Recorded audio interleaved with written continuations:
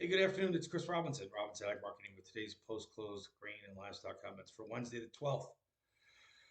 The 12th of November. Well, I'd say, you got to be happy with this. Despite the fact that we have not had any confirmation of any Chinese bookings, we are sitting here on our highs again, 2.5 cents away from the 17-month high. Jam beans hitting 34 and a half. Couldn't have got 37.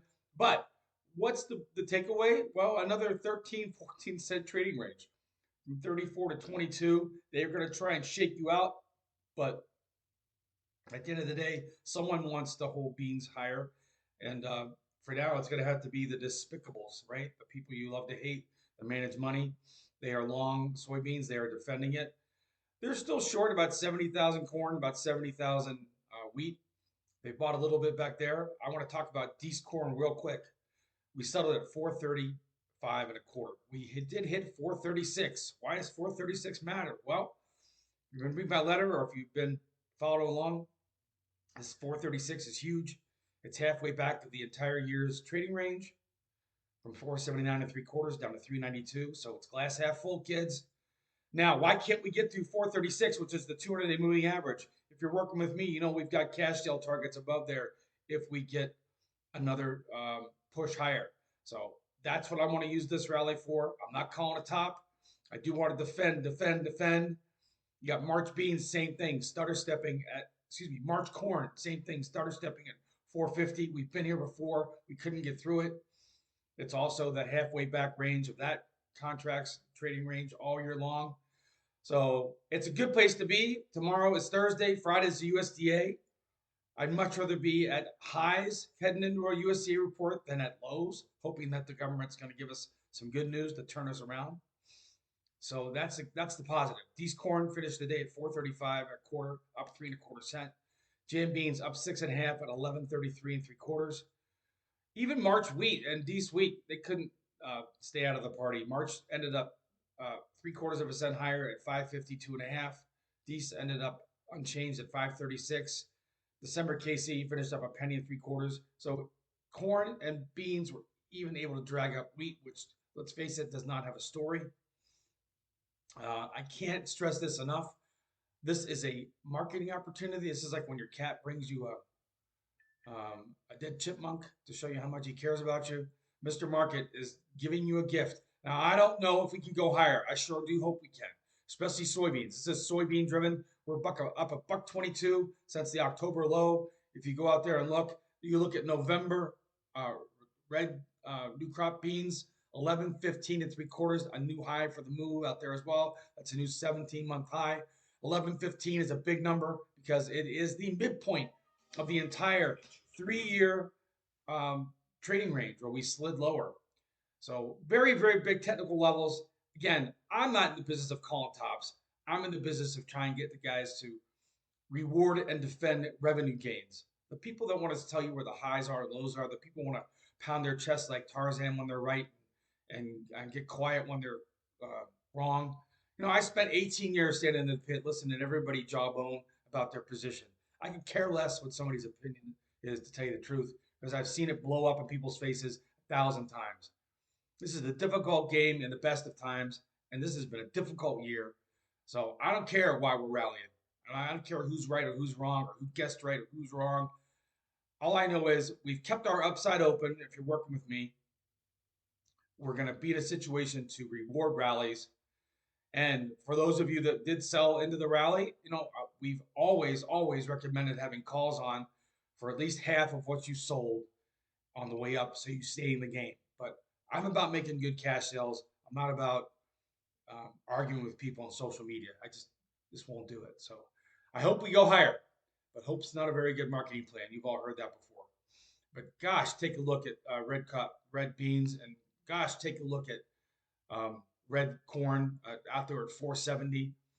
Again, that's the highest trade we've had in 5 months. I'm not saying we can't go higher. I hope we do. I'd love to see Dees corn back up to 512, but I'm not going to sit here and promise people that, oh, don't worry, we're going to get there. So it's just like everything else. If you've ever played sports, defense wins. We've been given a rally, and all it takes is one tweet, one bad report and these tables can turn pretty quickly. If you don't believe me how quickly they can turn, take a look at what happened with cattle, a 10-month rally, and which took 10 months, and then in 14 days we lost half of it. That is why we hedge, because of stuff like that. Moving on to the cattle real quick. Another $8 trading range in feeders, making it very, very difficult to do anything. I do think that we are still recovering from the sharp, sharp correction we had. I'm just looking at March here, just for argument's sake. We started this whole mess back in March at down at 256. We topped out at 380 and change, and we came back and gave back half the whole year when we traded to 317, 318. We traded as low as 311. So to be sitting here at 327 on a bounce, a nice recovery bounce, we may have shifted into the time where you want to be looking at selling rallies as opposed to buying dips. They do not make it very, very easy. The gap that everybody's talking about and wants to fixate on in March feeders, we don't even get into the gap till we get north of 340. There's a gap from 340 all the way up, and it gets filled completely at about 348.17. Is that right? 348.175. Let me double check. I'm looking at it right now, kids. Yeah, 348.175. So, to finish the day at 327, are you going to sit here and tell me that there's another $20 possible for feeder cattle to spike higher?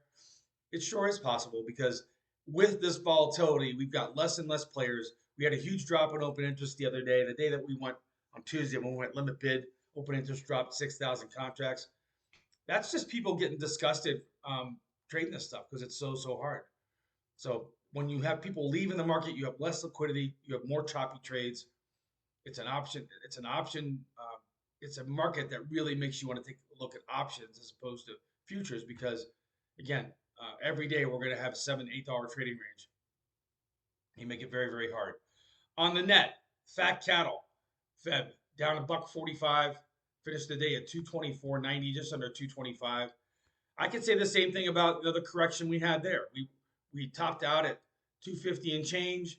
We dropped down to 215. We've clawed back about 40% of that, and we're taking a breather. Is there more to go? I don't know. There is a gap up there everybody's looking at as well. Again, if you want the types of numbers that I'm looking at, all you have to do is get yourself a charting program, or you can read my letter every day. I put the levels in there.